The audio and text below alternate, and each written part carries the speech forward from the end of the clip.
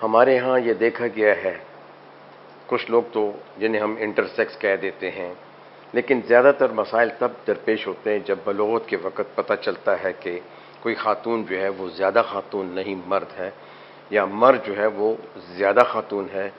یہ یقینی طور پہ بڑے مشکل کیس ہوتے ہیں، اور ہماری نالج میں ہے کہ بڑی سرجریز کرنی پڑتی ہیں، اس میں نفسیاتی مسائل بھی آتے ہیں، سماجی مشکلات بھی ہیں، قانونی مشکلات بھی ہوتی ہیں۔ یہ کیس آپ دیکھتے رہتے ہیں، اور چونکہ آپ کا یہ اسپیشلائز شعبہ ہے چہرے کے بعد جو ہے جنسی اعضاء کی کریکشن کرنا پلاسٹک سرجری سے، اس بارے میں ہمیں بتائیے۔ آپ نے اخبار میں پڑھا ہوگا کہ فلاں جگہ پہ لڑکی لڑکا بن گئی۔ یہ لڑکی اس وقت لڑکا نہیں بنتی، ہوتا یہ ہے کہ پیدائش کے وقت ان کے جنسی اعضاء میں اتنا فرق ہوتا ہے کہ وہ ہوتا لڑکا ہے لیکن اس کو لڑکی سمجھ کے لڑکی کی طور پہ بڑا کیا جاتا ہے۔ تو یہ جنس کا ایک بہت بڑا مسئلہ ہے کہ آپ کی بچی ہے اور وہ 14 سال کی ہو گئی، اس میں بلوغت کے کوئی آثار نہیں ہیں، اور جب آپ میرے پاس لے آئے ہیں تو مسئلہ یہ ہے کہ اس وقت اس کے ایکسپرٹ بہت کم ہیں۔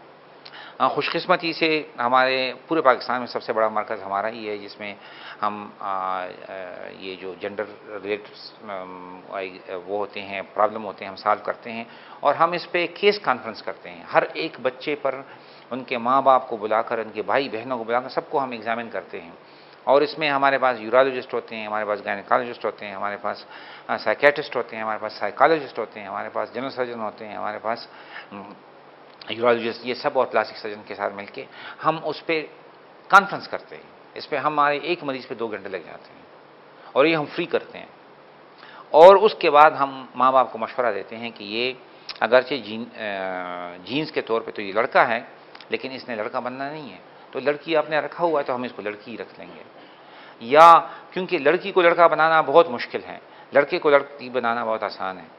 تو اس میں یہ بہت سی، میرے پاس پچھلے دنوں ایک جوڑا آیا، شادی شدہ جوڑا، جس میں وہ خاتون جو تھی اس کے چہرے پہ بال بھی تھے۔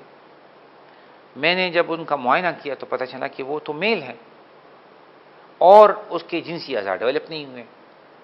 تو میں نے ان کو بتایا کہ اب 2 حل ہیں، کہ یا تو اس کو میل بنایا جائے یا فیمیل بنایا جائے، لیکن وہ 28 سال کی ہے اور اس نے ساری عمر برقعے میں گزاری ہے، اس کو اگر لڑکا بننا ہے تو 2 سال اس نے لڑکے کے کپڑے میں پھرنا ہے۔ میں نے اس سے پہلے تو اس کو، کیونکہ میں جو آپریشن کروں گا وہ تو ارریورسیبل ہوگا، تو میاں بیوی دونوں نے مشورہ کیا، انہوں نے کہا کہ نہیں، میں لڑکی رہنا چاہتی ہوں۔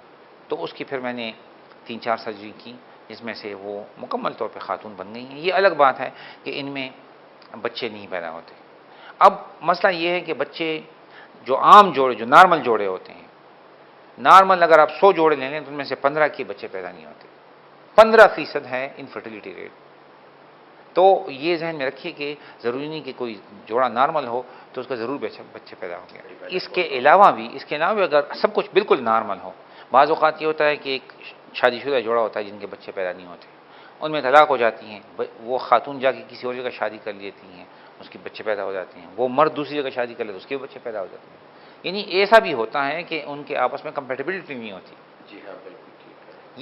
یہ قدرت کے کام ہیں، جس میں ہم کچھ نہیں کر سکتے۔ جیسے کلین فینچر سنڈروم ہے مردوں میں، تو وہ جو ہے ہاں، پتہ ہی نہیں چلتا، ہاں، مرد ہی ہوتا ہے، ساری عمر ٹھیک ہوتا ہے، لیکن سپرمز نہیں ہوتے۔ اچھا، تو ہم دوبارہ پلاسٹک سرجری کی طرف آتے ہیں کہ آپ کے لیے کون سا مشکل ترین مرحلہ تھا جو کہ ہم بتا سکیں کہ بھائی جو آپ نے کوئی سرجری ایسی کی اور وہ کامیاب بھی ہو گئی، لیکن دقت آمیز تھی، وقت بھی لگا، پیسہ بھی لگا؟ اس میں میرے پاس ایک LHV آئی، اور اس نے مجھے کہا کہ مجھے خیال ہے کہ میں مرد ہوں۔ میں مرد ہوں؟ ہاں، میں نے اس کو ایگزامن کیا تو اس کو میں نے کہا کہ واقعی تم تو مرد ہو، لیکن تم ابھی تک لڑکی کے کپڑے میں پھر رہی ہو، تو میں تمہارا اس وقت تک علاج نہیں کر سکتا جب تک تم 2 سال کم از کم لڑکوں کے کپڑوں میں، مردوں کے کپڑوں میں وقت نہ گزارو، کیونکہ میں جو سرجری کروں گا وہ تو ارریورسیبل ہوگی۔ اور میں نے کر لی سرجری، 2 سال کے بعد میں نے اس کی سرجری کر دی، اس نے نام بھی بدل دیا، اور اس کے بعد اس نے اپنے ہی گاؤں میں ایک شادی کر لی، اور اس کے 3 سال بعد وہاں کے لوکل جو سول جج ہے اس کی طرف سے میرے پاس سندیسہ آیا کہ آپ گواہ کے طور پہ حاضر ہوں۔ اب کیا کریں؟ گواہ کے طور پہ حاضر ہوں. اچھا. تو میرے پاس تو اس کی ساری تصویریں موجود تھیں. میں لیپ ٹاپ میں لے کے چلا گیا. ان کو میں نے بتایا کہ یہ ایک مکمل مرد ہے اب، اور اس کی ساری جو اعضائے مخصوصہ کی تصویریں تھیں وہ بھی میں نے ان کو بتا دی. وہ لڑکی نہ مانے کہ نہیں یہ تو مرد نہیں ہے. پھر اس کے بعد وہ جج نے بڑی کوشش کی، لیکن ان میں وہ خلا اس کی ہو گئی. خلا ہونے کے بعد پھر وہ بڑے عرصے تک کوشش کرتا رہا، لیکن چونکہ علاقے میں مشہور ہو گیا تھا تو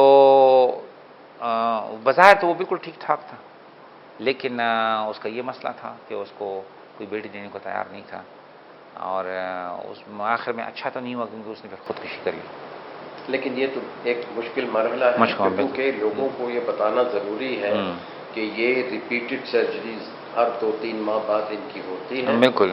اور پیسہ بھی لگتا ہے، وقت بھی لگتا ہے، لیکن بچے پیدا کرنا ان کے لیے مشکل. یہ بچے بھی پیدا کرنے کے قابل تھا.